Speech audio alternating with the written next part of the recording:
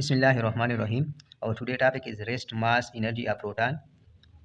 आज हम इंशाल्लाह इसके बारे में बात करेंगे कि हमारे पास प्रोटॉन का रेस्ट मास एनर्जी कितना है। तो अब सबसे पहले हमारे पास प्रोटॉन अगर रेस्ट में हो, प्रोटॉन की वेलोसिटी अगर ज़ीरो हो, वो स्टेशनरी हो, तो उसका उसी टाइम पे जो मास होता है वो 1.67 × 10⁻⁻27 kg होता है। जब वो मूव करता है प्रोटॉन तो उसका मास इंक्रीज होता है। लेकिन अभी तो रेस्ट में है, तो इस मास को जो कि रेस्ट हालत में है उसको हम रेस्ट मास कहते हैं। तो प्रोटॉन का रेस्ट मास कितना है? इतना है 1.67 × 10⁻⁻27 kg, इतना है। अब इसका रेस्ट मास एनर्जी कितना है? तो प्रोटॉन जब रेस्ट हालत में होता है तो उसका जो मास है उसी मास में कितना एनर्जी है, उस मास से हम कितना एनर्जी बना सकते हैं मैक्सिमम, तो उसको हम रेस्ट मास एनर्जी कहते हैं, यानी वो एनर्जी जो कि रेस्ट मास में हो।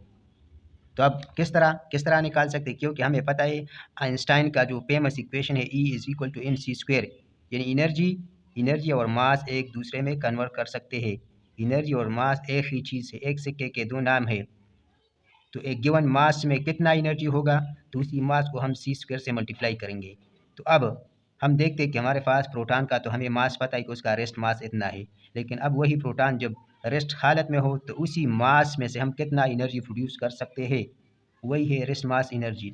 तो अब इसमें अगर हम वैल्यू पुट करते हैं तो प्रोटॉन का रेस्ट मास कितना है?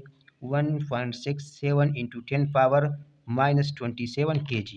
और स्पीड ऑफ लाइट कितना है? 3 × 10⁸ मीटर पर सेकंड। लेकिन यहाँ स्क्वायर है तो यहाँ हम स्क्वायर लगाएंगे। अब E = 1.67 × 10⁻⁻27, 3 3 9, 8 2 16।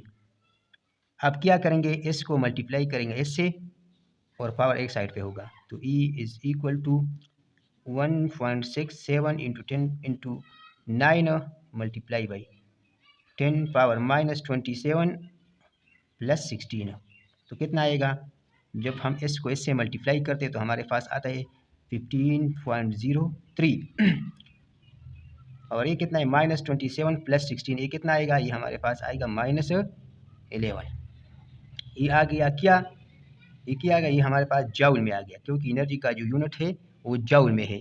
तो रेस्ट मास एनर्जी प्रोटॉन का कितना है? इतना है 15.03 × 10⁻⁻11 जूल। लेकिन हमें पता है कि ये बहुत कम एनर्जी है, तो इसलिए जो प्रोटॉन या इलेक्ट्रॉन का जो एनर्जी है उसको हम इलेक्ट्रॉन वोल्ट में मेजर करते हैं। इलेक्ट्रॉन वोल्ट भी हमारे पास एनर्जी का यूनिट है। तो अब इसको हम इलेक्ट्रॉन वोल्ट में कन्वर्ट करेंगे। तो किस तरह कन्वर्ट करेंगे? तो यही हमारे पास 15.03 × 10⁻⁻11, इसको डिवाइड करेंगे किससे? 1.6 × 10⁻⁻19, क्योंकि हमें पता है हमारे पास 1 इलेक्ट्रॉन वोल्ट में इतना जूल होता है। तो अब हम जूल से इलेक्ट्रॉन वोल्ट में कन्वर्ट कर रहे हैं। ये तो जूल में एनर्जी आई, लेकिन अब हम सिर्फ क्या कर रहे हैं कि इलेक्ट्रॉन वोल्ट में कन्वर्ट कर रहे हैं, तो इस पर डिवाइड करेंगे। अगर इस पर हम डिवाइड करते हैं 15 को, अगर इस पर डिवाइड करते हैं तो हमारे पास आता है 9.39। और जब ये ऊपर चला जाता है तो 10⁻⁻11 तो है और ये +19 हो जाएगा। तो ये कितना आएगा? 9.39 × 10 कितना? 8। अब E = 939 × 10⁻6 इलेक्ट्रॉन वोल्ट। अब 10⁻6 क्या है? ये मेगा है। तो हम इस तरह लिख सकते हैं कि E = 939 मेगा, इसकी जगह मैंने मेगा इलेक्ट्रॉन वोल्ट। तो क्या मतलब हुआ कि हमारे पास इलेक्ट्रॉन जब रेस्ट हालत में हो, जब स्टेशनरी हो, तो इसका मास तो यही है, इसको हम रेस्ट मास कहते हैं। लेकिन उसका रेस्ट मास एनर्जी कितना है? 15.03 × 10⁻⁻11 जूल और 939 मेगा इलेक्ट्रॉन वोल्ट। दोनों एक ही चीज़ है, लेकिन ये जूल में और एक मेगा इलेक्ट्रॉन वोल्ट में है। तो हमारे पास यही जो एनर्जी है इसको हम रेस्ट मास एनर्जी कहते हैं। उम्मीद करता हूँ ये वीडियो आपको पसंद आई होगी। अगर वीडियो आपको पसंद आई है तो चैनल को सब्सक्राइब करें, बेल आइकन दबाएं ताकि मेरी हर नई आने वाली वीडियो आप तक बर वक्त पहुँच सके।